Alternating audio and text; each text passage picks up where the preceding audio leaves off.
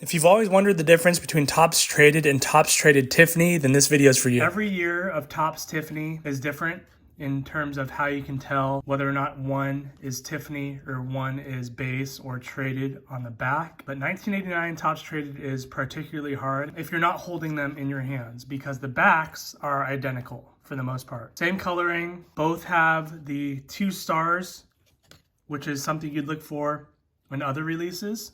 So looking at these, it's not easy, if not impossible, to tell which is Topps Traded. This is Jamie Moyer, what does it matter? But if it's Ken Griffey Jr., then it matters a whole lot. So I ordered these because I wanted to tell how easy is it once you get them in hand. Looking at these side by side, if you're a Topps Tiffany aficionado, you might already know, but it has to do with the gloss on the front of the card.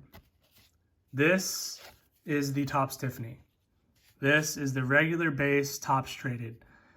You can see as I'm moving it here, and it's much more obvious in person, but on the camera here, you don't see, it's pretty dull. Yes, there's some shininess if you catch the light, but you compare that to this, where it immediately shines. You can see the gloss. This is the Tiffany version. Here they are side by side. Again, you can just see the gloss on this card where there is none on this card, even without light hitting it. Another example.